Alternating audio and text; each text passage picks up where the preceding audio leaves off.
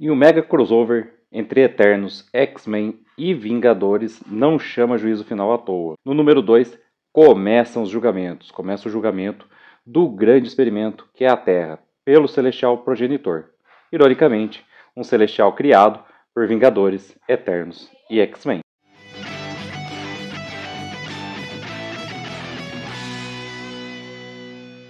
Olá, eu sou Inácio Santos. Este é o Fator X, o nosso canal sobre X-Men, e hoje trazendo até vocês Juízo Final número 2. Mega crossover entre X-Men, Vingadores e Eternos, que a gente vai trazer todas as edições aqui para o canal Fator X, porque é muito importante para a cronologia dos mutantes. Então hoje a gente traz mais um número para você. Esse segundo número aqui, que é todo costurado nos eventos mostrados em X-Men 59, que já teve review sem spoilers / resumo completo lançado aqui pelo canal. O link para o vídeo vai estar nas telas finais. Nas telas finais também vai estar a primeira parte do Mega Crossover, que a gente também já trouxe aqui para o canal. E dá para você acompanhar tudo por aqui. Tanto a parte sem spoilers, para você saber se vale a pena comprar essa Mega Saga, cada uma das suas edições, as revistas dos X-Men, do Wolverine, que são interligadas com a história, como também você acompanhar mesmo, se você não ligar para spoilers ou não quiser comprar a revista, porque a segunda metade do vídeo é dedicado a um resumo completo das edições que eu trago aqui no canal. Aqui na descrição tem a minutagem, você pode escolher assistir o review sem spoilers ou o resumo completo, ou simplesmente assistir direto os dois. Na descrição você também vai encontrar os links para adquirir as revistas e outras revistas ligadas aos mutantes que estão à venda na Amazon. Todos os links que estão aqui, quando você adquire por eles, você ajuda o canal Fator X. Você também pode nos ajudar através desse QR Code, fazendo um Pix, para eu poder comprar mais revistas, investir no cenário, investir na infraestrutura do canal. Além disso, aqui você também encontra as nossas redes sociais e os grupos de WhatsApp e Facebook. Eu espero você em todos eles. Agora vamos lá para a primeira parte, review sem spoilers de Vingadores, Eternos e X-Men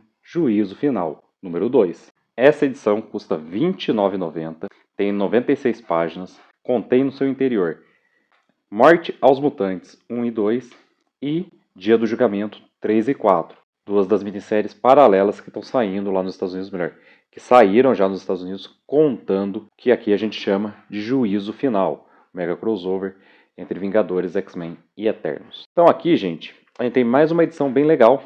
Aqui tem uma mudança no status quo, porque a edição passada terminou com o despertar do progenitor, o Celestial criado pelos Vingadores, X-Men e Eternos, mas também com ele se voltando contra eles, iniciando o julgamento de todos aqueles que vivem na superfície do planeta. Pequeno spoiler, ele diz que vai julgar o próprio planeta, a máquina que é a Terra. Isso é muito importante. Bom, essas 4 edições estão bem legais, elas têm eventos que são paralelos a algumas coisas que a gente já viu em Juízo Final número 1, outros paralelos ao que a gente viu em X-Men 59. É uma cronologia um pouco confusa, mas o ritmo de leitura é muito bom. O fato dos julgamentos começarem é uma mudança no status quo.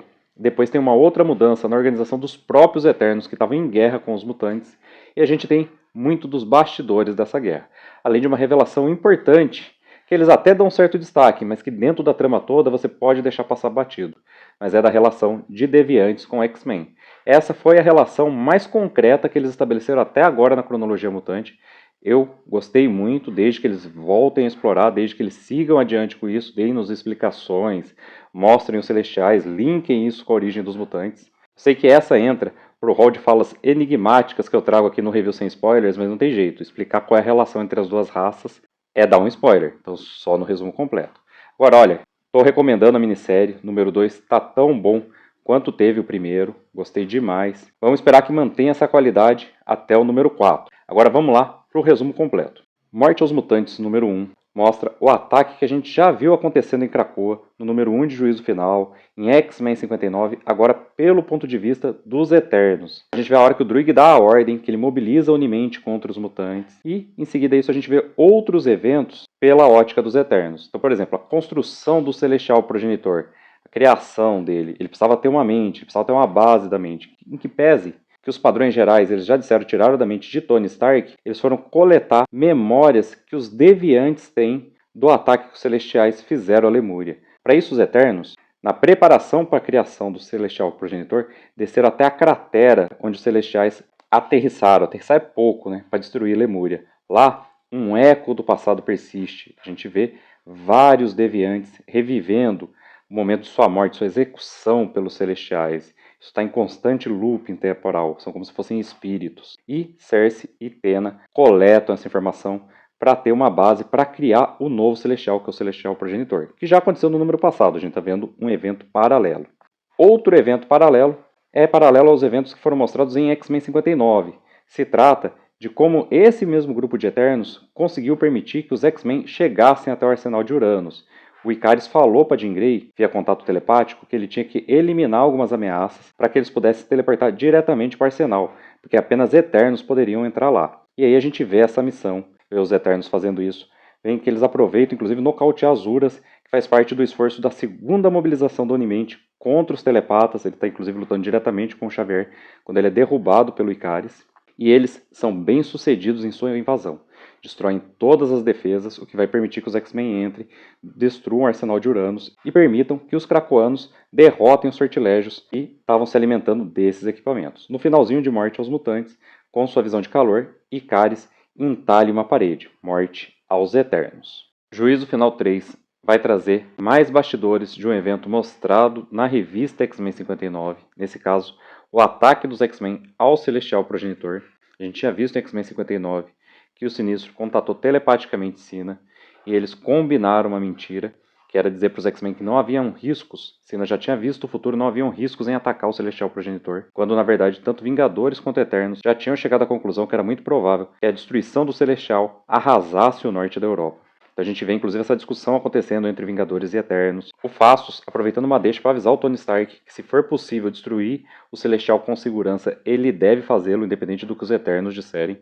O grupo de Eternos aliado aos Vingadores e aos X-Men. E o Sinistro aproveita essa confusão para transmitir então os dados à Sina e a gente vê o ataque acontecendo. No momento que os Eternos constatam que o ataque está realmente acontecendo, até Phastos, que é a favor de que se destrua o Celestial Progenitor, tem um dado de seu DNA acionado, proteger os deuses. Assim, os Celestiais, na região onde está o progenitor lá, a região da Montanha dos Vingadores, se mobilizam para lutar contra os X-Men. É uma luta razoavelmente difícil, mas os X-Men conseguem chegar até o Celestial e dar o golpe que o Sinistro previu. Ele é um dos construtores do Celestial, que vai ser fatal a ele. Esse golpe destrói o Celestial, mas a onda de choque da explosão não só atinge a todos eles, como também os países vizinhos. Conforme Sina não podia garantir se aconteceu ou não, né, suas visões eram imprecisas, como o próprio Senhor Sinistro e os próprios Vingadores sabiam que podia acontecer, então a gente vê essa onda de destruição, para em seguida ver que isso foi uma projeção do Celestial Progenitor. Ele na verdade transmitiu a toda a humanidade o que os mutantes estavam dispostos a fazer e expôs todo mundo, inclusive entre os próprios mutantes. E aí é o momento que lá em X-Men 59 foram julgadas a Rainha Branca, negativamente, a própria Sina. Enquanto tudo isso está acontecendo, Cersei aposta num plano intermediário. Junto com o Valete de Espadas, um Eterno que trabalha por dinheiro, um Eterno mercenário que estava trabalhando para o Druig desde o começo da saga, agora trabalhando para Cersei, eles invadem a zona de exclusão e libertam o Eros, o irmão do Thanos. Ele tem o poder de manipular as emoções e pode ser útil para virar o jogo, pelo menos na política entre os Eternos. Morte aos Mutantes, número 2, começa com Kro, líder dos Deviantes, oferecendo ajuda aos X-Men. Ele faz um contato com a Rainha Branca e se oferece para ir até Krakoa lutar contra os sortilégios com todo o seu povo. Lembrando que os Deviantes estão a par dessa guerra desde que ela começou, porque eles deram asilo político aos Eternos que são dissidentes do governo do Druig. São exatamente os Eternos que a gente conhece como super-heróis do universo Marvel. Icaris, Sprite, Phastos, Tena, Cersei, então todos eles já estavam vivendo em Lemúria. Inclusive, na primeira história de Morte aos Mutantes, eles foram até lá, na cratera onde os Celestiais aterrissaram para destruir Lemúria nos tempos antigos, coletar dados para poder criar esse Celestial Progenitor. Fizeram isso com autorização do Kro. Então eles são aliados agora e o Kro vem socorrer os mutantes. E um dado interessante desse socorro é que o Kro consegue, e os Deviantes junto com ele conseguem atravessar os portais krakoanos, o que demonstra que Deviantes e mutantes não são só parecidos, mas têm mesmo uma origem comum, né? Algo do fator X mutante, mesmo que rudimentar, está no corpo dos Deviantes, pois eles conseguiram passar os portais de Krakoa. Inclusive, é durante a chegada do Kro que os X-Men partem para o ataque ao Celestial Progenitor, que eu acabei de contar para vocês, que vai falhar, inclusive todo mundo vai tomar conhecimento de que os X-Men fizeram um atentado sabendo.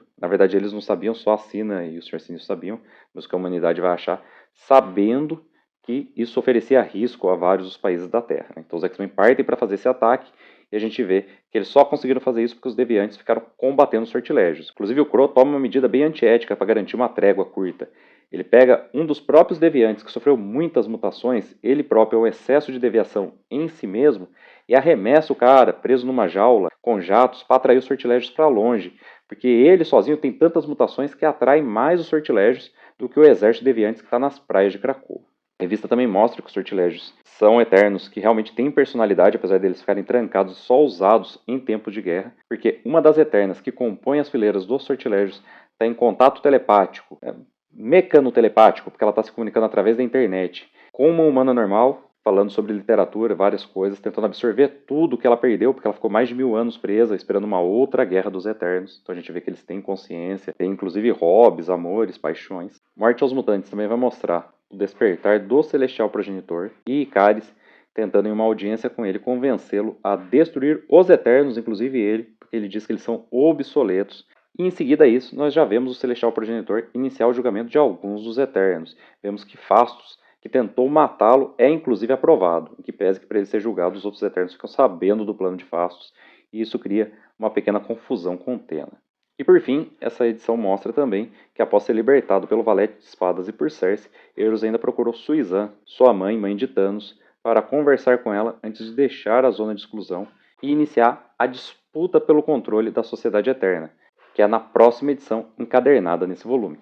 Dia do Julgamento número 4 vai mostrar que os julgamentos feitos pelo Celestial Progenitor estão a todo vapor, vários seres humanos que a gente já viu, com destaque nas edições anteriores de Juízo Final, já foram julgados, a grande maioria negativamente. Outros personagens, inclusive da comunidade super-heróica e X-Men e Eternos, também são julgados negativamente, entre eles Xavier, Luke Cage, que é hoje o prefeito de Nova York. Então, a balança está pendendo muito para o lado da destruição do experimento que é a Terra. Diante disso, os protestos contra os protocolos de ressurreição krakoanos se intensificam, principalmente aqueles realizados diante da base dos X-Men no Central Park, e o próprio Capitão América vai para lá para apaziguar, mesmo sabendo que ele próprio já foi reprovado no teste do Celestial Progenitor. Na verdade, o Celestial Progenitor aprovou muito pouca gente desde que ele despertou. E enquanto isso, o Eros se juntou aos demais Eternos na base dos Vingadores diante do Celestial Progenitor, e um novo plano é colocado em movimento. Nisso, o Druig, desesperado, ele chega a conversar com Uranus várias vezes, cogita soltar Uranus. O problema é que em uma hora que ele deixou Uranus solto, ele destruiu completamente o planeta Araco, então ele tem medo de soltar Uranus na Terra. Ele fica nessa dúvida.